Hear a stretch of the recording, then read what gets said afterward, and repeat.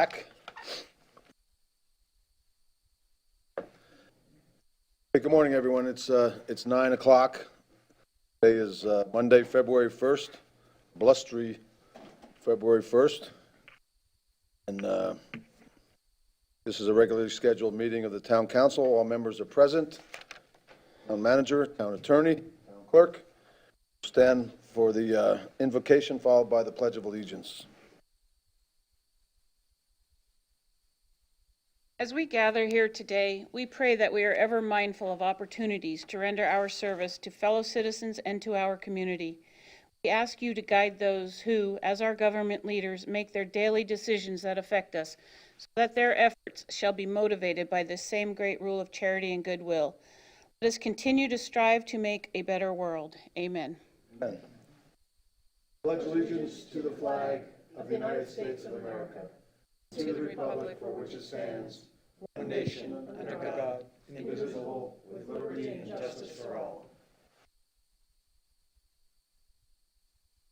Thank you. The next item is the approval of the final agenda. A motion to approve the agenda. Moved. Moved, second? Second. It's been moved and seconded. Any discussion? Any objection? Motion carries unanimously. This comment, as always, is public comment.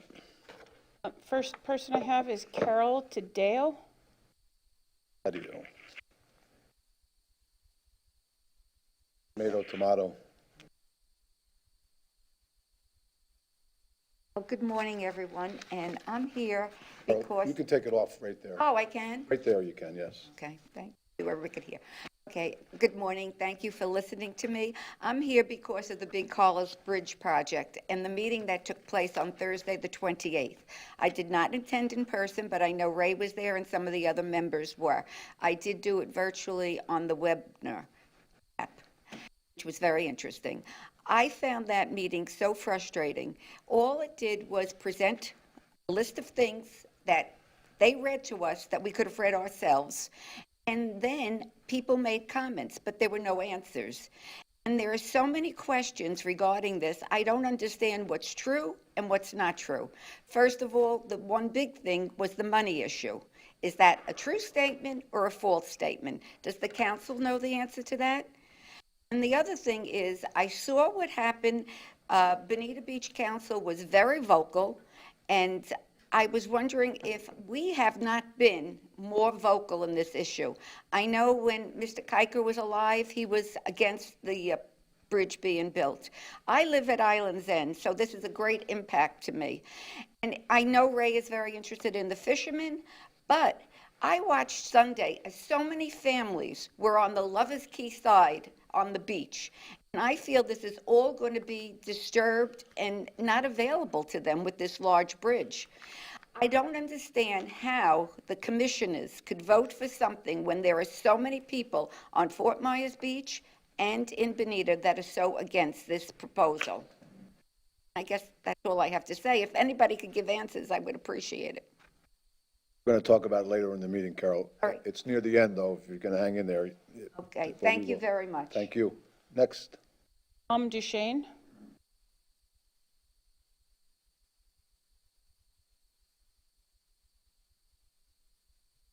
Morning. I also live at Island's End, and I echo everything that Carol had to say. I talked to Ray at the meeting last Thursday night. By showing up here today, we might be able to make a little progress. We don't understand, they keep saying there's another option in play, which is repairing the existing bridge, but every time they talk about the project, all they talk about is when we build the new bridge. Don't want the new bridge, and I can't find anybody that does. So I don't understand why it's being pushed down our throats. That's all I have to say. Thanks, Tom. That's all I have signed up. That's it? Okay. No one else called in or wrote in or a smoke signal or anything? Okay. Next item is local achievements.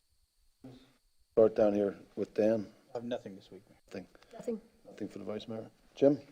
Just wanted to mention briefly, as we kind of track this clean water issue, the governor last week announced his budget, and I'll just read from the news press. Even with the latest spending pressures, the Republican governor Thursday said He wants the third installment of his 4-year, $2.5 billion for water quality and Everglades restoration. He's recommending $625 million in the blueprint released Thursday. DeSantis also unveiled the new Resilient Florida program that would provide $1 billion over 4 years in grants to state and local governments for projects easing the impact of sea level rise, flooding, and intense program. The last piece dovetails nicely, Mr. Mayor, on the resiliency compact that we're going to talk about today. Yes. But the first part, again, is just great funding request. As people know the process, the governor proposes, the legislature disposes. So we have a huge step ahead of us with the legislature having a wide variety of priorities given these tough fiscal times. But I worked with Roger and Jennifer and Amy last week a little bit on the beginning of this campaign by the town of Fort Myers Beach to advocate for clean water, and obviously supporting full funding for the Everglades restoration program and this reservoir, and this $625 million will likely be part of that. We're in the preliminary stages of putting some language together. That'll be vetted before the full council, make sure everybody's comfortable with the messaging. And I just commend the folks in Tallahassee thus far for supporting full funding for clean water. That's all I have. Thank you. Very good. Thank you. Bill? Yeah, I'd just like to give a shout out to the people on the ground who are working to administer these vaccines. I know it was a chaotic start, but they're dialing in a little more. I understand this frustration because supply is not going to meet demand for some time, but the people on the ground, I just appreciate the effort they're doing. Thank you very much. I don't have anything to add. Next item is advisory committee items and reports. Anything? No? Okay. Next item is approval of minutes. We've got 5 sets of minutes. We can do them all in one swipe, or we can do them individually, whatever the pleasure of the council is. Got a couple of Minor corrections. I saw a couple of minor ones too. All right, go ahead with yours. on the BORCAB, the joint with BORCAB meeting, on page 3, I think I said it cost half again as much, as is stated in the minutes. Okay. Are we doing one at a time? Do you want me to go through them all? You might as well go through them all, and then we can. Okay, on the joint session, part D, I think the Chair Grogan said that the lights were like $120 a piece, so 100 lights would be around $1,000. Okay. And then in the M&P, the end of A, we were talking about purchasing bells and lights for bicycles. I think it was purchasing bells and lights for bicycles for resale. Okay. Denville? Okay. I have page 10 of the packet, which is page 4 of the January 11th. A little more than halfway down, I'd like to delete the sentence that says, the vice mayor suggested that someone motioned to ban selling fireworks. I don't remember ever saying anything like that. And what I did say is included in the next paragraph. And on the next page, 5, toward the bottom, when I move to place the Public's ordinance back on, I think it should say after a recess, because it doesn't make any sense the way it is. So after a recess, Vice Mayor moved to place Public's proposed ordinance back on the table. Okay. Anything else? I'm done. I had one more on that page also, page 4. When it got down to the public comment, they said Public's comment. So that's minor, but it would have been public instead of Public's. Let's see.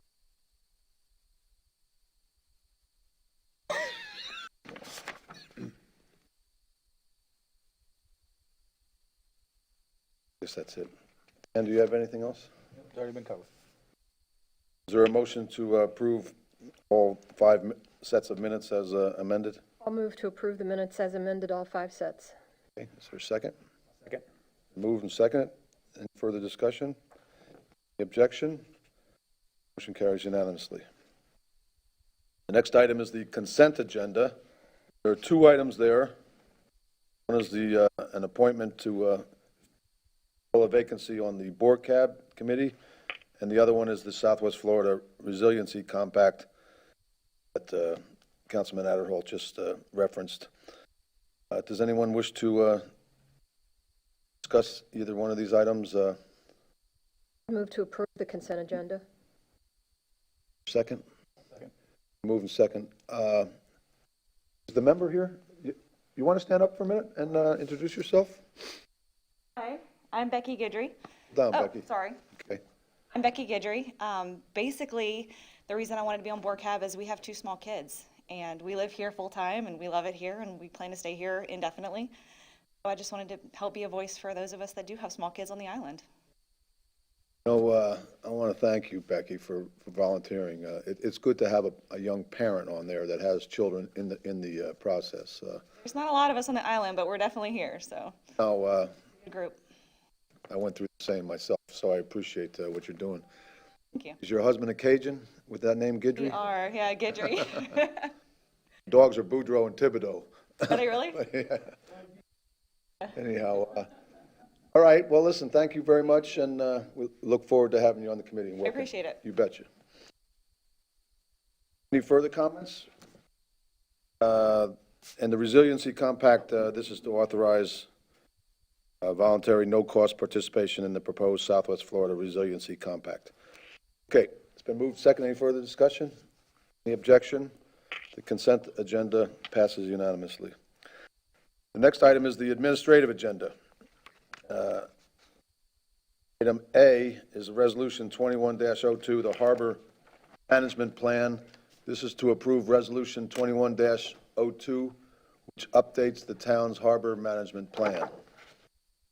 Is there a motion to approve the resolution? Move to approve. I can tell you the AAC committee went over this to fine-tooth comb. Very We got good. Is there a second? Second. Moved and seconded. Discussion. Objection? Hearing none, the motion carries unanimously. The resolution passes. Item B, Resolution 21-04, Florida Boating Improvement Plan. To approve Resolution 21-04, Florida Boating Improvement Program. The adoption of a resolution from the Town Council of the Town of Fort Myers Beach authorizing the town manager or the town manager's designee to apply for, administer a grant from the Florida Boating Improvement Program for funds in the amount up to $200,000 for the appropriate 19 mooring ball field expansion, authorizing the town manager or designee to execute related documents, providing an effective date. Is there a motion to approve the resolution? Move to approve Resolution 21-04. Moved, Second. moved and seconded. Discussion? Any objection? Motion carries unanimously. Next item is C, RFQ-20-26-PW, CEI intersection improvements. This is to approve a contract with AECOM Technical Services, Inc. for construction inspection services, CEI intersection improvements in the amount of $75,572.82, and authorize the town manager to execute contract documents upon FDOT contract approval. Is there a motion to approve the request? I'll move. Contract? It's been moved. Is there a second? Second it. Any discussion? Any objection? Motion carries unanimously. Next item is D, InvestNet Retirement Solutions, ERS, pension plan. This is approval of the acquisition of the town's pension plan from Mass Mutual to InvestNet Retirement Solutions, ERS. Is there a motion to approve the acquisition of the town's pension plan? I'll move. Moved. Is there a second? Second. Seconded. Discussion? I just had a question about the last page. I wondered what this letter had to do with the movement of the retirement plan. It's a letter from the Director of Finance to the vendors of the town of Fort Myers Beach. It got put in there inadvertently. Okay. I was glad to see it, but I didn't think that it was related, so I was just checking if it was something I didn't understand. Okay. Oh, is this just like to match some kind of corporate restructuring within Mass Mutual? My understanding is Mass Mutual is getting out of this aspect of the business, and we sold this aspect of the business, their business, to another investment house. The The employees are allowed to individually select the funds primarily that they invest into. We have a local advisor who meets with them periodically to offer them a review and advice on their portfolio. And it really won't change anything other than really the name on the letterhead for all intents and purposes. I mean, some of the funds might not be available, but usually there are others that mirror the ones that are not available. This is a defined contribution plan. It's the employees' defined contribution. And so there's really not, it's not like you're really dependent on the financial strength of InvestNet compared to MassMutual. Right, they're just the administrators. Any other discussion? Any objection? Motion carries unanimously. Next item is the deferred compensation plan. This is the approval of the acquisition of the town's deferred compensation plan from MassMutual to InvestNet Retirement Solutions, ERS. This is the other piece of this. Is there a motion to approve the acquisition of the town's deferred compensation plan? So moved. Second. It's been moved and seconded.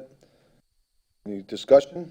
Was this the defined benefit part of this? This is the portion, the voluntary portion beyond the 10% that the town contributes on behalf of the employees.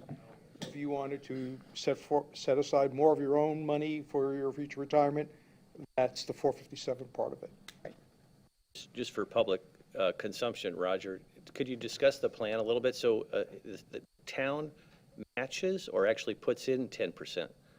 For our older employees, we put in a 10%. For our employees since about 2017, it's a match of up to, they put in 5 and we put in 5. Is that connected to the state plan or is that its own? No, it's separate, it's a separate, we're not part of the state plan. Part of FRS, Thank you. our retirement system. Other questions? Any other discussion? Any objection to the motion? Motion carries unanimously. Next item is F, Nuisance Abatement Board. This is, we're going to discuss the next step in the implementation of the Nuisance Abatement Board. Attorney, is this your item, or? I'll start, Mr. Mayor, if that's Okay, okay with that's everybody. We provided to members of council a list of all the persons who applied through the town clerk for available seat on the nuisance abatement board. For consideration, I guess part of your deliberation today would be whether that's an adequate slate of people in terms of numbers, not in terms of the individuals, or whether you'd like to see some more applicants, since I believe the number is right at or about the number of seats that we have. So that's the initial question at hand, and of course, if you feel that the slate of applicants is adequate at this point, then you can discuss the next steps. I guess my question would be, has everybody got a person on here? Because the ordinance requires that we each select somebody. I will say for the record that Jan Fleming is the person that I asked to apply to be my appointment. I don't have anyone on here. I didn't ask anybody to apply. I don't think we can go forward. My interpretation is that it's not that you have to, everyone gets one selection. Not necessarily somebody who had to ask to apply, but any application. It's one that you could select without being a majority vote. John? I'm pulling up the ordinance right now, but the issue the preliminary issue that I raised when I was made aware is that, obviously with regard to Ms. Plummer, that she's already on one of our existing boards, and as a result, it's under the state statute and under the Florida Constitution, the cases that interpret that other board is a decision-making body, much like the nuisance abatement board will be, and therefore it raises the issue of dual office holding. And the case law says that to the extent that she is appointed to the nuisance abatement board, that automatically works as her resignation from the LPA. So a decision will have to be made as to which board she wishes to be on, as well as anyone else who falls within that fact pattern. My understanding is that there's, according to staff, there's one other individual that also is on another town board, but from what I understand, it's advisory in nature and doesn't have substantive powers, and therefore wouldn't fall under that office holding provision.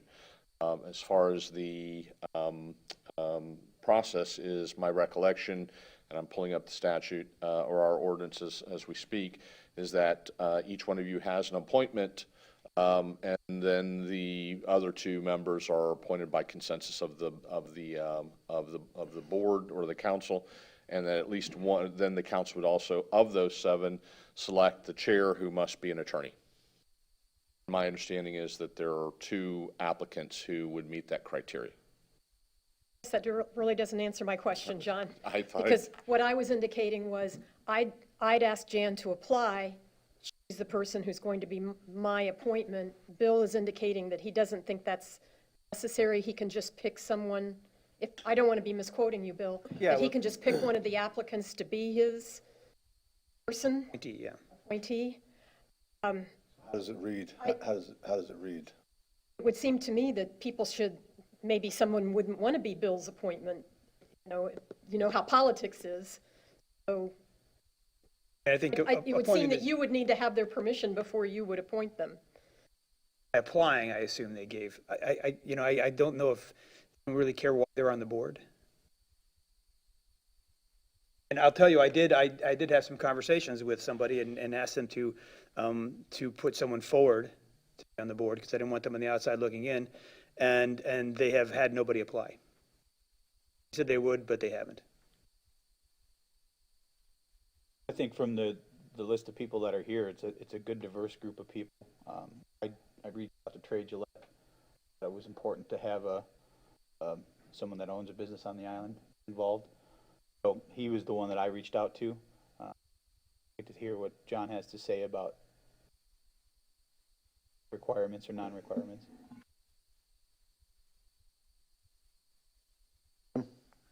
Well, let me just say a couple things. Number one, we have a really fine list of people from our community who have expressed an interest and taken the time to apply. And I'm really pleased with the folks that have applied, and I think we've got a great group. So if I'm understanding the vice mayor, and depending upon our town attorney's interpretation of this, if one member chooses not to list someone to serve, they can thwart the whole nuisance abatement board process. I think that's your question. Is that fair? Well, I didn't intend it in that way. But my intent was that we needed to determine who the 5 are that we have selected, so we know who the 2 extra are that we are voting on. Because my selection, my understanding is, you guys don't get to vote. I picked Jan Fleming, she's my appointment. But we only vote on the 2 extras. I think that's fair. And I asked Don Thomas to apply, and so that would be my selection. And I know a couple of these other people who purposely applied because they wanted to be available should a member of the council not have found someone, because they felt so strongly about allowing this to proceed forward. So I think the vice mayor's question to the town attorney is so important. It says, the town council shall appoint a 7-member nuisance abatement board. Each council member shall appoint 1 member. Each one of you gets to pick of the ones who have applied, one who you wish or you've asked to apply, and then after that, 2 members shall be appointed at large collectively by the town council. It is as the vice mayor has indicated. Each one of you appoints an individual for a total of 5, and then of the remaining applicants, you choose by consensus the remaining members. John, just to get even further technical then, so if a member of the town council chooses not to select someone, can we proceed forward Yes. even though we don't have a quorum? You would have a quorum. I guess my question is, so do one of these other at-large people then fill that spot? No, it counts towards the quorum. Quorum is a majority of those present at the time. So as long as there are, four, individuals attending any particular nuisance abatement board, it has a quorum and can meet and can take action. If we just appoint 6 today, we can proceed forward then, is that what you're saying?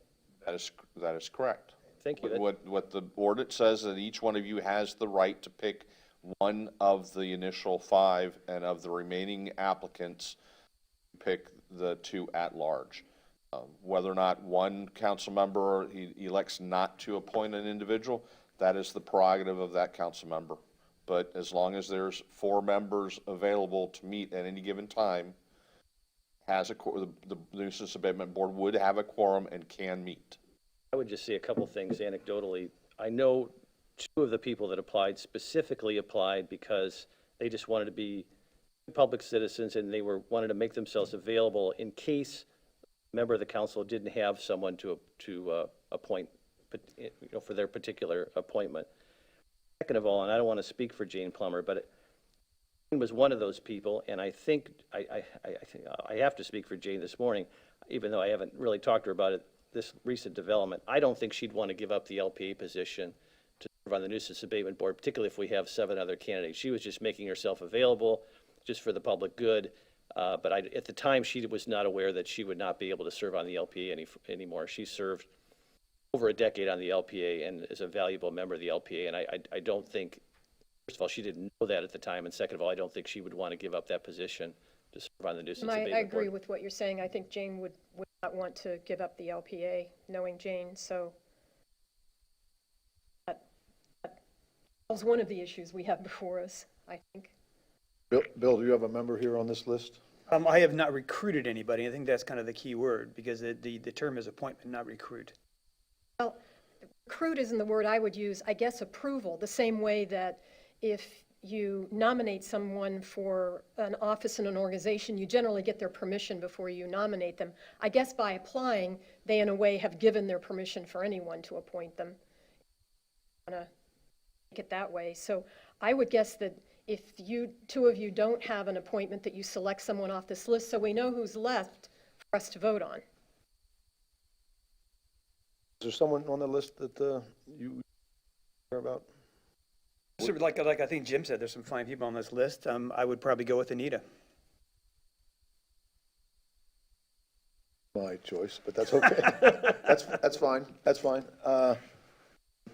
And I've already and you picked Trey, Trey, you got it, so Anita, Trey. The vice mayor has picked Jan. Councilman Adderhold, you said Dawn Thomas. Yes. Okay, that's 4. Nix Jane. Charles would be the attorney. I think Monica's also an attorney. Oh, is that right? Okay. Well,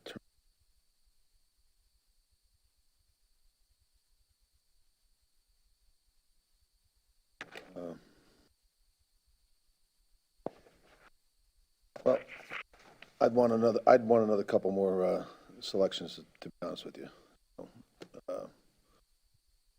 Whether they can go ahead without me and choose these folks, I don't know. How does that work, John? We'd still have a couple vacancies for appointed? From my math, there's a commitment for 3 positions. Or 4. And so, if you wish to find someone, a particular individual, you can move on to selection of at large and come back at the next meeting or provide the clerk with your appointment. I'd like to go ahead and vote on the 2 remaining open spots that we have, and then select which attorney. Agree with that as well. Fine. Well, I mean, it does seem like we're in the same spot. If you assume that Jane is not interested, then if the mayor selects somebody and we get the 2 open spots, and there's pretty much everyone on the list. There's really not much choice. I show that there's 3 people left for 2 spots. Be 7 total, correct? There's 2 that we vote on, There's 2 at large, and 2 at large, and we have 3 possibilities for those 2 positions. If the mayor does not select somebody. I might, He's indicated he didn't want to today, but I was saying, let's go ahead and pick the 2 from the 3 that are there. Be fine with me.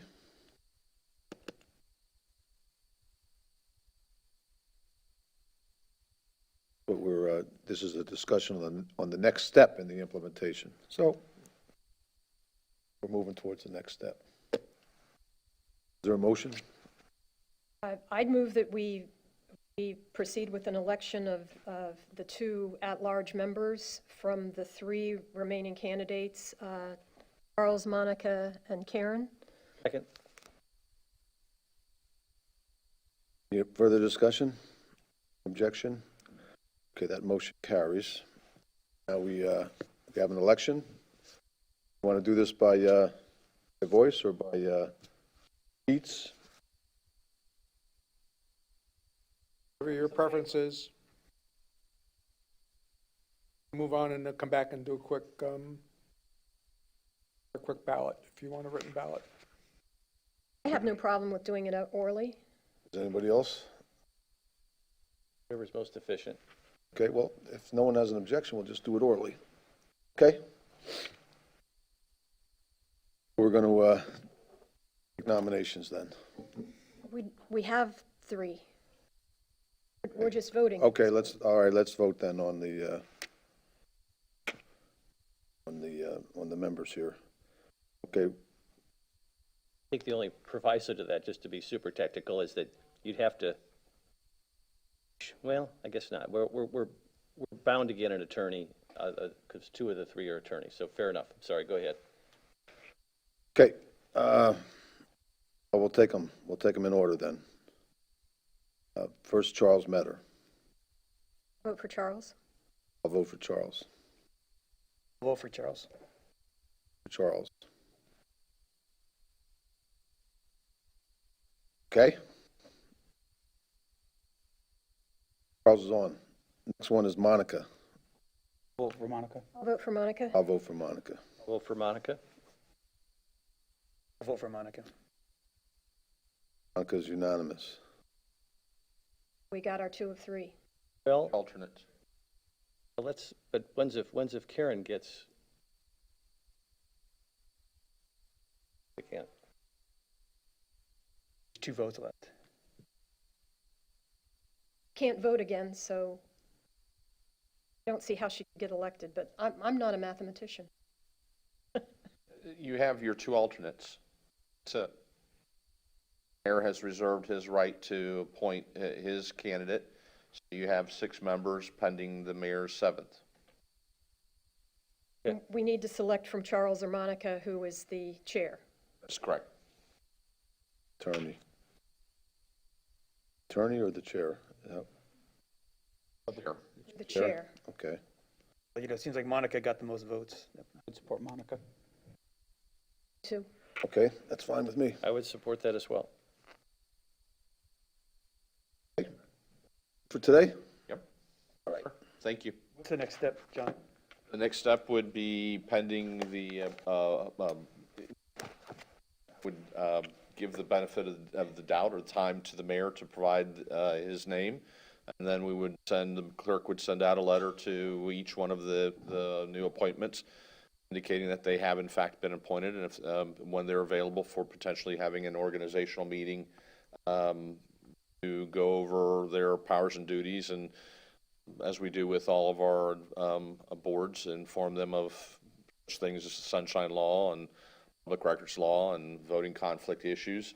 And then presumptively and I it's not meant in a negative way. They wait until there's an issue that requires their active involvement. Well, John, how does it work if the mayor decides to select someone? Does that person then go in as an alternate, or do they, It's his appointment. would be, okay? Okay, just for the benefit of the public, I have a few people in mind, but I'm open to anyone else who wants to send me a text or whatever, email, whatever. Okay, we'll move on. Item G is the Arch location. These are the town council recommendations to Lee County of 2 locations for a scaled-down, single-arch replica of the original arches previously located on San Carlos Island. You want to give us a little update on this? Thank you. Very, very similar to what we discussed at the M&P meeting, and I thank my colleagues for their support of this thus far. Today, we gave the public an opportunity to view these locations because this was in our packets and publicly noticed as part of the council meeting. They're the same 2 locations that we've been discussing for some time, close to the beach access, the northernmost beach access point at Lynn Hall Park, and closest to the northernmost beach access point at Bowditch Point Park. Both, of course, county parks. I've been working with Commissioner Sandelli, who's been wonderful to work with on this. He's interested in solving this problem as well from the county's perspective. And so really what we're doing today and what the county has asked of us, as well as the Restore the Arch folks, is that we give our support for a couple of locations to go forth to the county. The county then will discuss it, and they will actually, assuming they support this and select the final location, they will then codify it, and then they will actually put together a proposal and design and build it themselves. But it will be funded by the Restore the Arches group. Obviously, the funding would have to come first, but the county would be responsible for design and build, giving the county some piece about, from a liability standpoint, making sure it's structurally sound, et cetera, et cetera.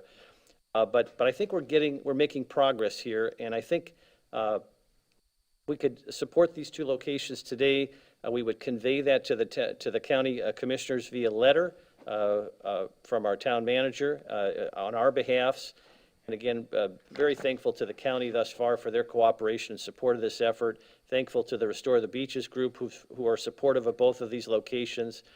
Both have been in the local papers and discussed pretty extensively by the community. And I think we found a compromise location where the location is not so overt that it offends those who are opposed to the arches, and it's not so hidden that it diminishes those who support the arches, and it seems like it could be a careful and nice balance. The locations are? 2 locations are, as discussed. Sorry? Oh, go ahead, I'm sorry. As discussed, it's a single arch, again, just one of these arches behind us. It's a single arch design, and it would be at the northernmost point of Lynn Hall Park, northernmost beach access point, roughly. And the same would be true the northernmost beach access point of Bowditch Point Park. So Lynn Hall Park, Bowditch Point Park, and that's what we're affirming today. Motion? I don't know. I don't really think so, but, I mean, don't know that it would need a motion, but I that mean, all might be they're nice to asking, formalize it. all they're asking for is our opinion, really. Frankly, I wish Lee County was more interested in our opinion on Big Carlos Pass than the arches up here, but that's my own opinion. But anyhow, not to diminish your work, Jim, I appreciate what you've done there, and if someone wants to make a motion to those recommendations, feel free. I'd move that we recommend that we're in favor of these 2 locations, but are open to other possibilities should they find these 2 not appropriate. Second that. Can I just clarify one thing, Mr. Mayor? Typically, I would converse or write to the county manager, and the mayor would write or converse with the elected officials. So if you want the letter to go to Commissioner Sandell, it would be appropriate for the mayor to sign on behalf of the council. If it's something you want me to communicate to the county manager with a copy to the commissioner, then I would be signing that letter. Whatever you Both. prefer. I think it's overkill, but we could do both. Both? But if we send it to Commissioner Sandelli, and quite frankly, it'd be nice to send it to all the commissioners, and then to keep them informed of what's going on, or at least copy them, and then copy the county manager as well. I think that's fine. Whatever people are comfortable with, I'm fine. Okay, thank you. Further discussion? Objection to the motion? Motion carries unanimously. Thank you, Jim. Okay, next item, final public comment. Anybody? I Folks, you- think you've got another item. No, I don't see anything else. Oh, it's under council members' items. My apologies. Okay, Vice Mayor. You're welcome to speak again, folks, if you want to come up and speak. You don't have to. Carol's moving. Carol's going to come up and speak again. Okay. No, I believe that all this construction on Big Carlos Bridge is not to be done until after the road work. So that's sometime in 2021 to 2023, the construction.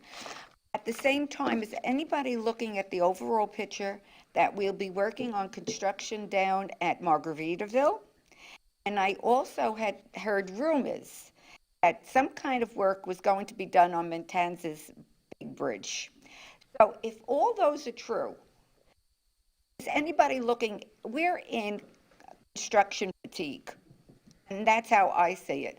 And like Ray said, I wish the county commissioners would look at what the people on the island, not only here, but in Bonita Springs, are saying. And we're basically saying we do not want this high bridge. It's basically for a few luxury yachts that want to get out 24/7. I mean, I've lived here for 32 years. There's never been a problem with boats getting out through the drawbridge. And I just hope the council could do some pushing, I guess, and get this resolved with the Lee County.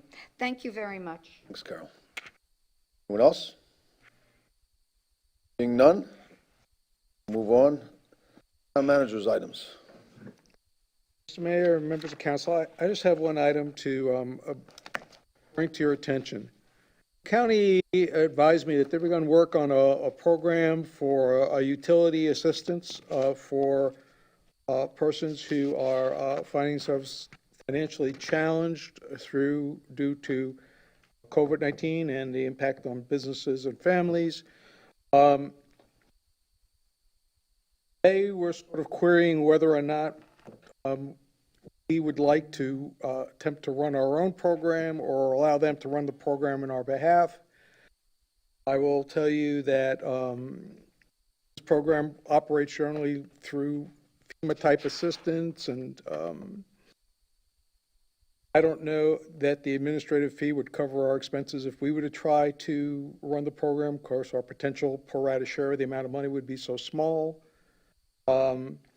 Unless you feel strongly that you want us to attempt to run our own program, I would suggest that we allow the county to run it on our behalf, and they will have the economy of scales to be able to do that.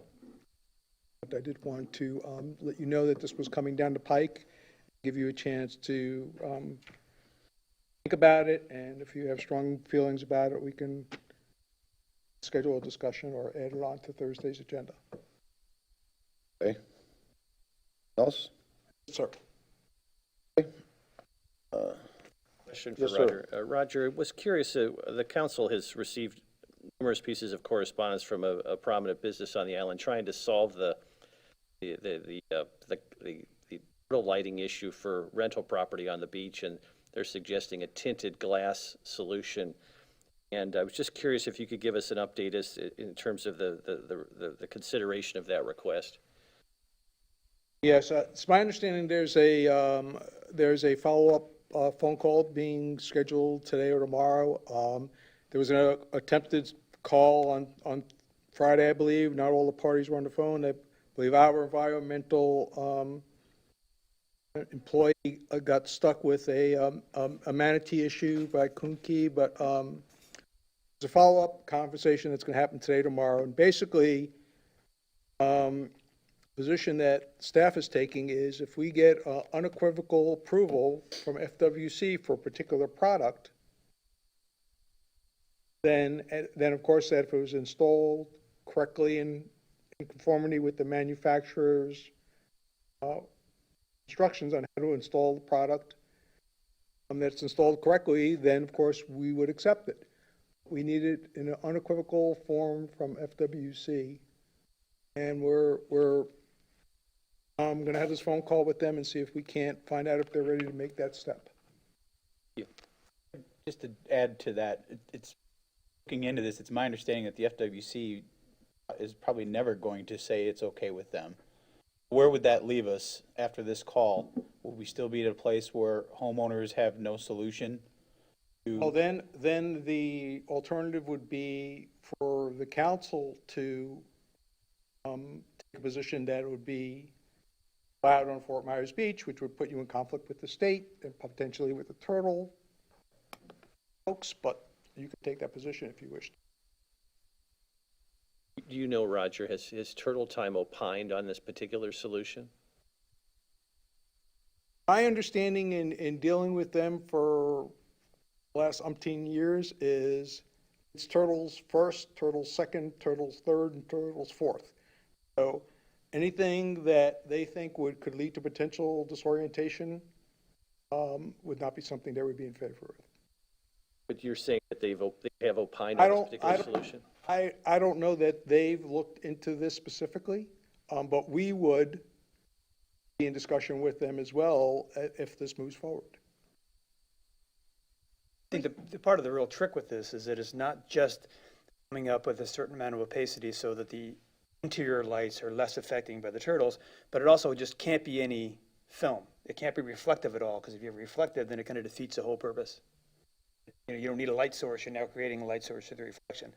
And I don't think that the products that are out there now are really designed necessarily with this in mind, so it's kind of a new use for an old tool, which makes it difficult. But I think that my understanding is that Chad and the industry people are working together to try to see if they can get some kind of approval from FWC.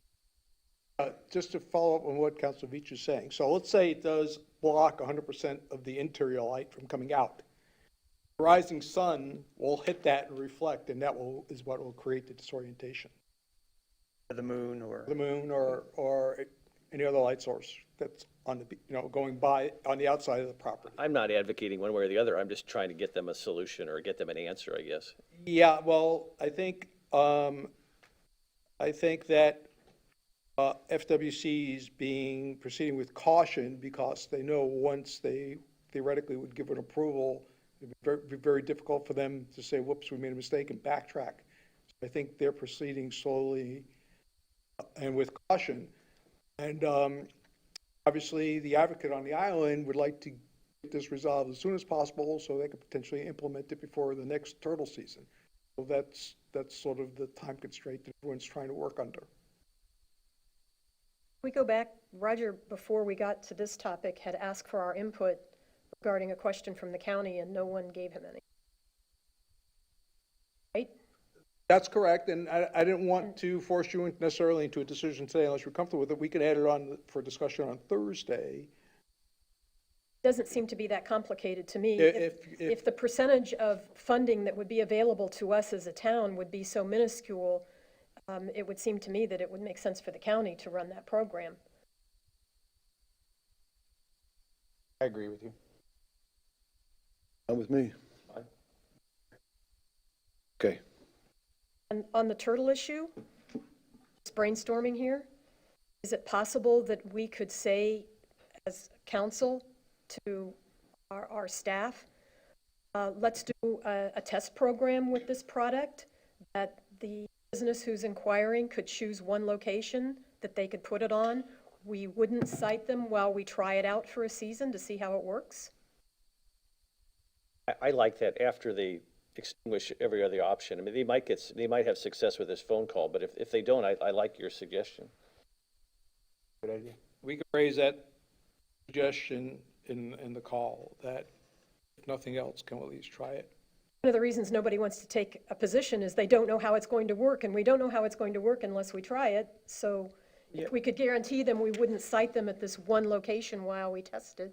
I think you have a pretty good idea. But I mean, because when I put some windows up, they had to be 45% opaque. Now they're saying, which I thought was kind of silly because it still doesn't mean you can have your lights on inside. Now they're saying it's 85% opaque. But it's a help, it's not a solution. And if you did X number of windows, I don't know if you would really get any kind of enough statistical information to say whether or not that was effective. Right, but on the other hand, it might really show that it doesn't work at all, and then we'd have the answer. At least we would have tried something. Idea. We could, like we said, hold that out as an alternative if the We conversation can doesn't. report back on Thursday how the conversation went. Okay. Town attorney. Yes, sir. Thank you very much, Mayor, members of the council. I recently, over the weekend, forwarded to each of you a copy of a opinion issued by the 4th District Court of Appeal last week, wherein the appellate court found that the Palm Beach County mask mandate was in fact constitutional and did not infringe upon individuals' civil liberties. I only mention that because at the next council meeting, we will be placing staff at your direction, at your request, a proposed emergency order number 8 that's going to hopefully clean up and centralize the prior emergency orders. And in some of those previous orders, the council had in fact instituted a mandatory mask requirement when people are out in public, and that same or similar type of language was at issue and challenged in the 4th District Court case that was ruled upon last week. I also am aware that all of you received correspondence from one of the property owners or from the property owners who are involved in the special exception dune walkover dispute and their Burt Harris claim. The staff, manager, and myself, Mr. Green, are scheduled this afternoon to have a conversation with our outside counsel with regard to the settlement, the counter offer that was submitted by the property owners. And once we have an opportunity to evaluate and vet through that, we will be following up with each one of you individually as to potentially where we go from here in that regard. I know that also in that regard, some of you have asked me if communications from Mr. Rood are appropriate or legally permissible. Unfortunately, and upon your perspective, Florida, attorneys are prohibited from contacting parties that are represented by counsel, but the parties themselves don't have a similar prohibition. However, to the extent that any of you all who do not want to receive any of those future communications from Mr. Rood, I can certainly, as a courtesy, reach out to his attorney and suggest as strongly as I can that it would be preferable the communications be sent to my attention for then distribution to you all. That's a personal issue. Just let me know if you are one of those council members who would prefer not to receive those communications directly from Mr. Rood. Other than that, I have nothing further unless you have any questions. Okay, thank you. Just one question, if I could. John, I meant to ask you this last week. Had a constituent reach out to me about panhandling, particularly aggressive panhandling, and expressed some concerns. And I had asked you, and I'll ask you again publicly. I meant to give you a heads up for the meeting, but Fort Myers Beach, it's my understanding, has an ordinance against panhandling. Panhandling is therefore illegal on Fort Myers Beach. Is that true? Yes, the aggressive panhandling that you mentioned, there are certain aspects of panhandling that the federal courts have determined to be constitutional, that there's a certain amount of free speech associated with that. What the courts have said is that if someone is aggressively accosting you, then that goes beyond exercising the First Amendment rights, and that is what our regulations currently prohibit.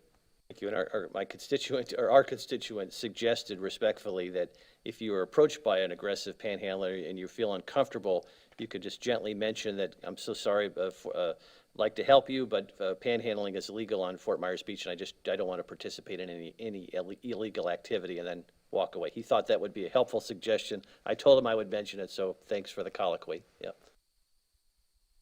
Okay. Thank you. That's it, John? That's it, thank you. Okay, council members' items and reports. I asked that the item A, the discussion on Big Carlos Pass Bridge, be added, so that's going to be under my items. So if you don't mind, we'll do your items first. There are the rest of my members here, fellow members, and we'll go from there. Councilman Allers. Yeah, just kind of a brief thing, and I haven't had a chance to really discuss this with Roger before the meeting, but kind of getting a little concerned with some of the emails and the discussions I'm having with some of our constituents about the way that they feel they've been handled from within the building. Whether not making appointments or the way they've been talked to. I'd be remiss to not bring it up, at least publicly, so people could say that, or understand that I am listening and I do hear it, and I will bring it up. We all know that there's probably sides to every story, which there is, but it's concerning to me. That's not a vision that I see, that I would personally like to portray. But I just want people to know that I am listening. I will have the conversation, and that's all I got. Thank you. Nothing today. James? Anything additional? Thank you. I have one thing. I was in discussion with some of the people from Sanibel about their fertilizer ordinance and how they handle it. They have a training and a certification program for fertilizer application for the commercial appliers. And I would just like kind of permission to task the Marine Research Task Force to look at what Sanibel is doing and maybe suggest to us if there's a way to reconcile it. Because I understand that it's really difficult for enforcement to try to figure out what someone is spraying. And my fear is that a lot of the landscape companies have no idea what the regulations are on Fort Myers Beach because they work a different territory and this is just part of their territory. I would support that. Bill. Anything else? That's it? Okay. Okay, I'm last. One item before the Big Carlos Pass Bridge. In regards to Mr. Rude's correspondence to us, I got that over the weekend like everybody else did, and while I was walking Boudreaux and Thibodeau, I do some of my best thinking when I'm with my boys there, and it occurred to me that we're not that far away with these people right now. I mean, it seems to be where both sides are digging in on this issue is the public access being granted through their property to the beach over this walkover. At this point, it doesn't look like there's going to be much movement in that area on either side. So, got thinking about it and as to how we might settle this, and of course, the whole reason, at least the way I look at this thing, the town is not granting the exception, and the people are digging in with the Audubon Society and so forth, is to restrict access to the critical wildlife area that's out there. I told this council some months ago that I had a discussion with Chief Counsel of the Florida Department of Environmental Protection, Justin Wolf, told me that if these people ever filed suit to disband the critical wildlife area, that they have a real good shot at doing it because of problems that were encountered when this wildlife area was set up. That's not Ray Murphy saying that. That's taken from my conversations with the Chief Counsel of the Florida Department of Environmental Protection. Justin Wolf is his name. So the thought occurred to me that maybe a way to settle this, John, you Mr. can... Mayor, with all due respect, I've been waiting for Mr. Heron to interject. I don't think it's appropriate that we have negotiation discussions in this forum. You know That's what? for an You know executive what? session. No, you know what? No, it's not, it's not. And here, this, I have the floor now. I have the floor. This is my item. It's not for executive session, because we scheduled an executive session here one day, and we were told that you can't have an executive session because the item is not a suit. We're not in a lawsuit yet. We are now. We are not in now.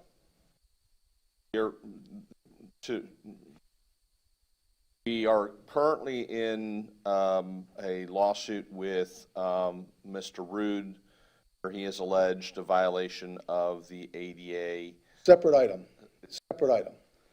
Be argued. I think what I would respectfully suggest is, as I indicated, staff is going to have a call with our outside counsel this afternoon to discuss settlement proposal that's on the table, including the issue that you mentioned, Mayor, of their indication that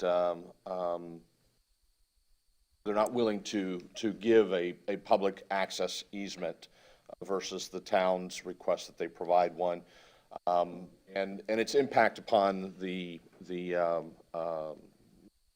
critical wildlife area and the status of the of that separate lawsuit, which we're not a party to. What I would respectfully suggest is allow staff the opportunity to have that meeting with and that communication with our outside counsel, and as well as direct me, and which I'm already going to take it upon myself to call the FDEP and determine what is their position with regard to the lawsuit, because I've not had any conversations with Mr. Wolf regarding what DEP's position is on the title action that's been filed against the state.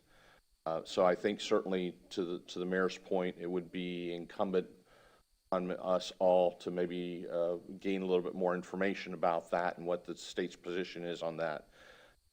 Meet with each and every one of you, have those discussions individually, as the mayor has indicated. Can't have a shade meeting until, in the context of the Burt Harris claim, until the Burt Harris claim suit is actually filed. Unfortunately, the case law is clear that we can't have that meeting. At some point, if this council desires to settle the Burt Harris claim dispute before a lawsuit is formally filed, yes, we will have to have that conversation in public, in an open meeting, because we do not have the ability, do not have the benefit of taking advantage of the shade meeting, executive session, whichever way you want to call it, that statutory provision, because there's case law directly on point that says we can't. So if we do want to settle the case, or the council wants to consider settling the case, it will have to be, unfortunately, an open discussion at this point. And so that would be what I would request as your town attorney. Give us some time to talk with our outside counsel, talk with the DEP, share that information with you all individually, and then, if necessary, have a conversation about how to proceed at the next meeting. Well, I'm going to respectfully decline, because I won't be silenced. You're going to speak with the outside attorney. I'm going to give you a suggestion of what to tell him. Okay. I'll tell you why I'm going to suggest this.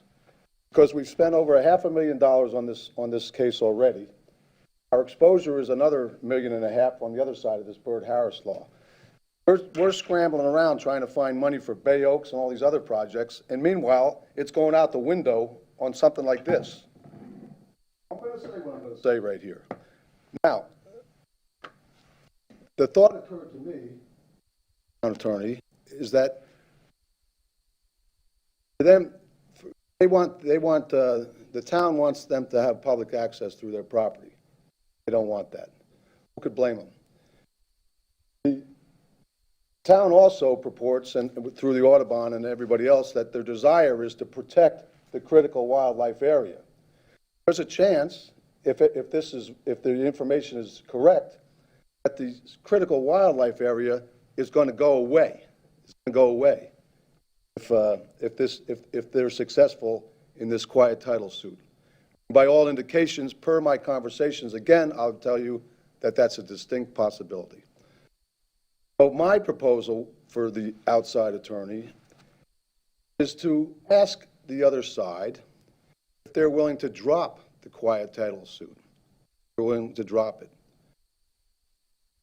That would be my suggestion. Ask them. Okay. If they're willing to do that. Okay? Thereby, a possible resolution being found. And end this. End it.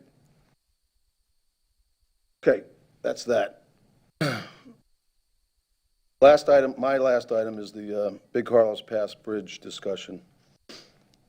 As you all know by now, I was there the other evening for the discussion at Bay Oaks regarding the Big Carlos Pass.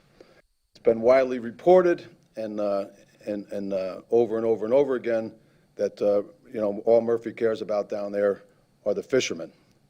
Well, I do care about the fishermen, but that's not the only reason that I'm against the high span. I would have said thus at the meeting had I been given more time, but of course I didn't have the time. My intention there was to get some more support for the lower span over Big Carlos Pass, which all the people on both sides of the bridge want, people throughout the community of Bonita Springs, the city of Bonita Springs, and also lots of people throughout the town of Fort Myers Beach. Most affected people.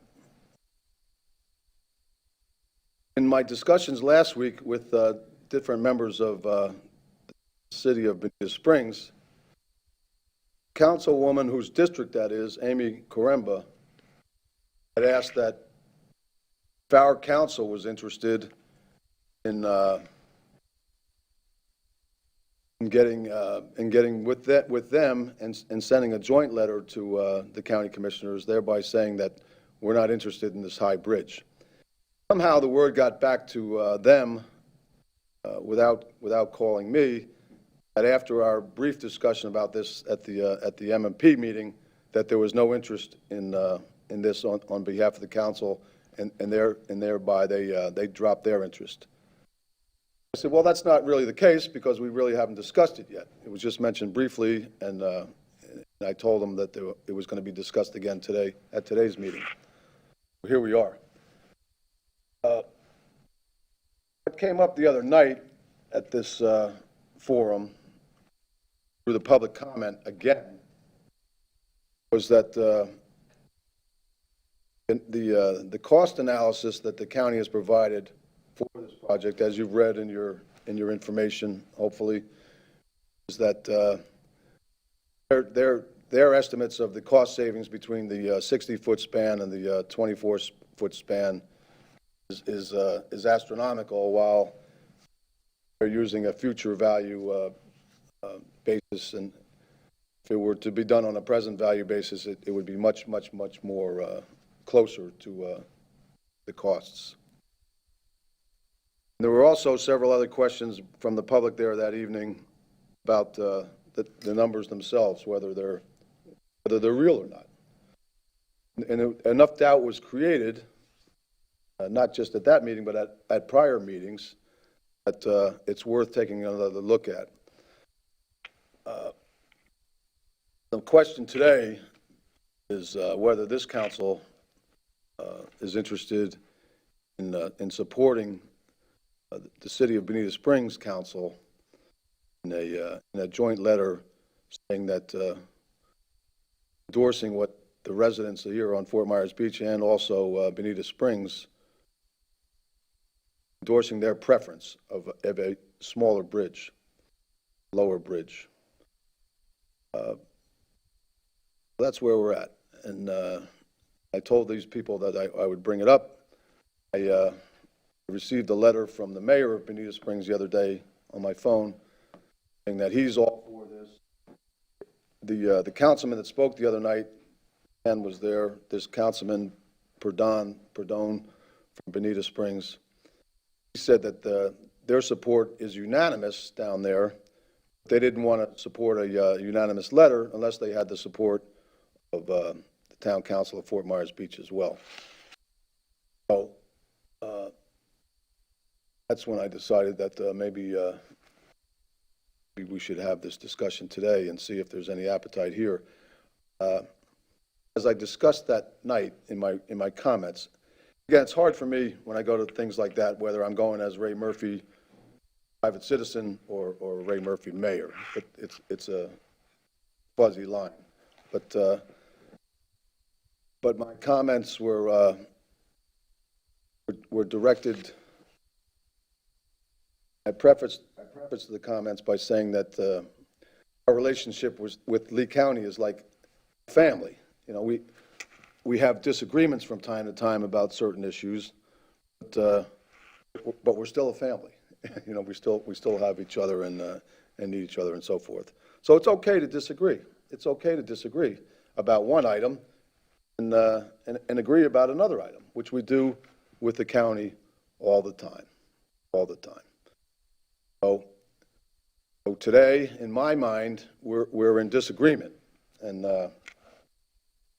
I didn't just come lately to this. I testified before the county commission downtown Fort Myers in the commission chambers, and they had their last public hearing about this. And while Commissioner Kiker was still alive, I voiced my opinion then. Of course, Commissioner Kiker was the lone wolf against the motion to move forward the high span, being our district representative down here. Other county commissioners, I really don't think could care less. It's just a numbers item with them. And when they look at these skewed numbers, I mean, why wouldn't they? You know, if the difference is $60 million, why wouldn't they say? You know, I see Brian Hammond's comments all the time. You know, if they want to get an extra $60 million and give it to me, why we can do the bridge their way, which is kind of a silly comment. But anyhow, we're at this point today. So I'm here to ask the council if you want to support the folks down on the south end, the folks across the bridge, the other folks in Bonita Springs, the other folks here in Fort Myers Beach. Preference would be a lower bridge, and want to support the city of Bonita Springs in a joint communique from the two councils. Comments? Well, I'll start, I guess.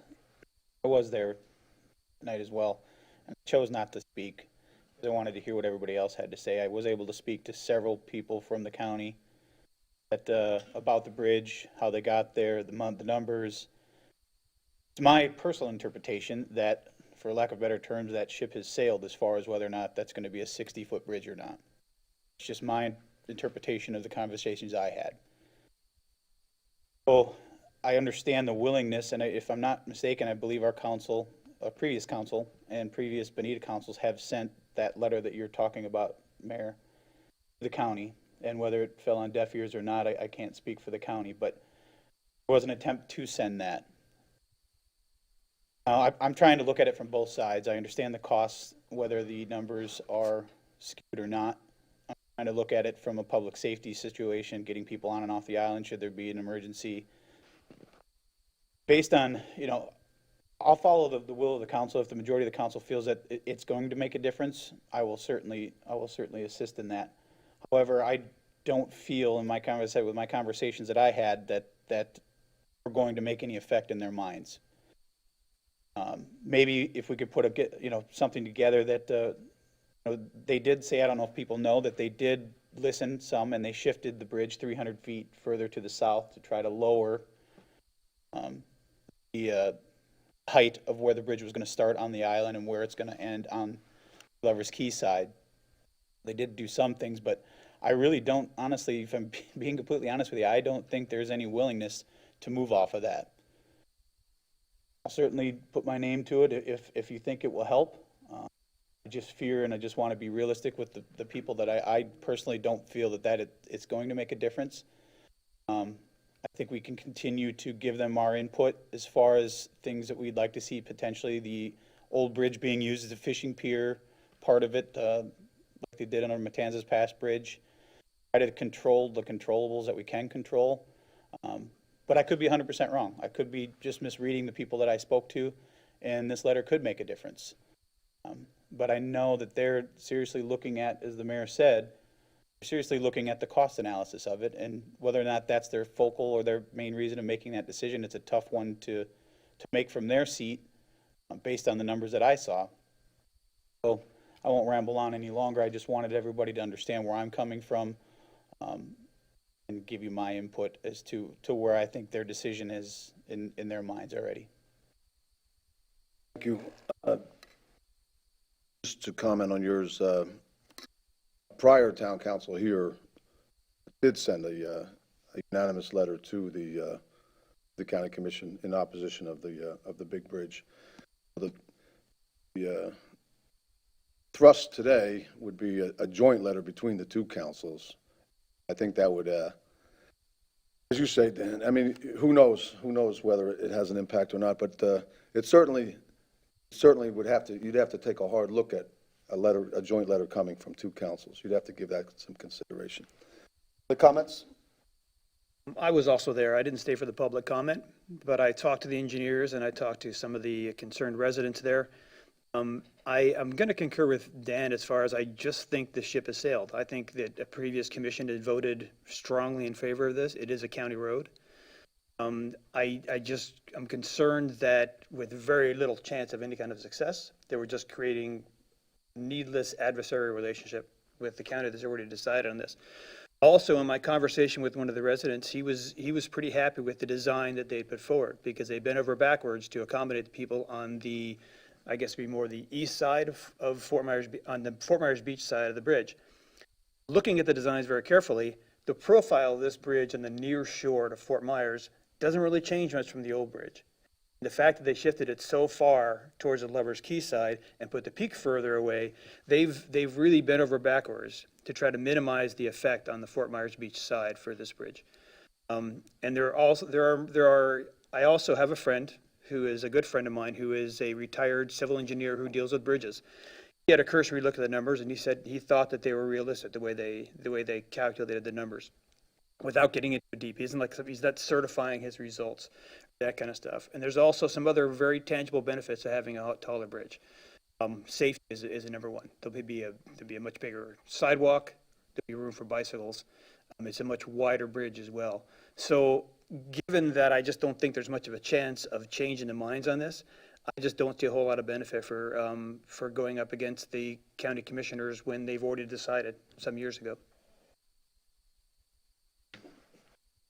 Well, I was not personally there, but I did watch it live on the internet. And Mayor, you had every right to make the comments you did, and I respected your comments. The one thing I learned coming new to this issue from the Lee County presentation, Councilor Veach alluded to it, is, and I guess the one thing I would be concerned about, and I'd have to see the text of the letter, I think the option of repairing the existing bridge for 20 more years, I don't think I could support that option. I saw the presentation, and the existing bridge, if you ever try to walk across the bridge or ride your bike across the bridge, it's quite a feat, and a difficult feat at that, to navigate between the fishermen and their equipment.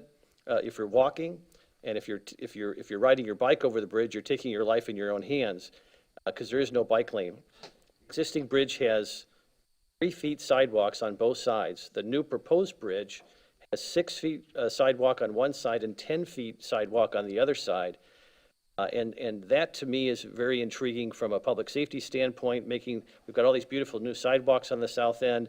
And if we're going to get to Lover's Cave, it would make it so much easier. Now, Mr. Mayor, if you're arguing, have a lower bridge with all those amenities, I could be open to that. Which I did the other night. That's what I'm trying to understand. That's why the nuance is important, because trying to repair the existing bridge with the current sidewalks set up and bike lanes set up, to me, is not a good option. There's also the fiscal piece, but if the discussion is more on having a lower bridge with those amenities, I could certainly look at that. And that's what I did bring up. I mean, the problem that we're faced with today is that it started off as four choices. The high bridge, a lower bridge at 40 feet, a drawbridge at 20 feet, and the no build or repair of the present bridge. Somewhere along the line, the two lower bridges were eliminated. Discussion. That was it. So the choices are stark now. You know, it's either this high bridge, which will forever alter the character of Big Carlos Pass, or low bridge.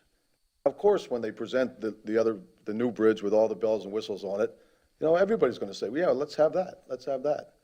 But my point the other night is that we can have all the bells and whistles with the lower bridge and not alter the looks of Big Carlos Pass forever, mind you, forever.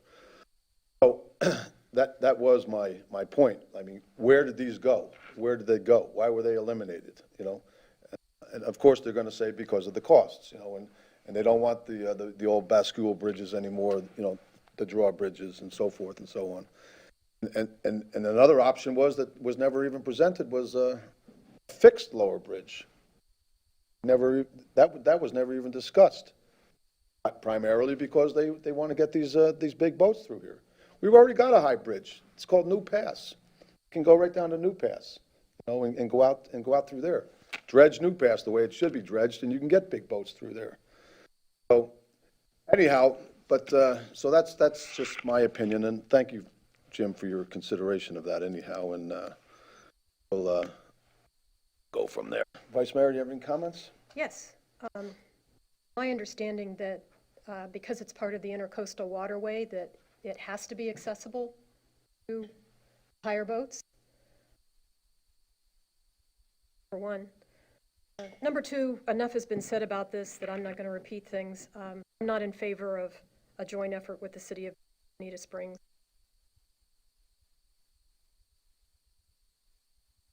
Susan?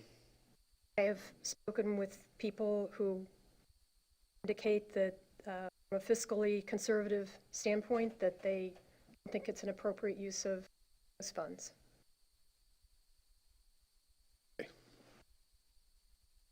Well, I'm not going to beat a dead horse here today. I mean, if we don't have the support, we don't have the support, and I'll make the necessary calls to Bonita. But, I just want to say for the other folks, that really the fight isn't over until they start hauling the stuff in, as far as I'm concerned. And so keep up your opposition if you're so inclined, and you'll always have me to support you for that. Okay, I'll do it for today. Is there a motion to adjourn? Moved. Second? We're adjourned at 10:25.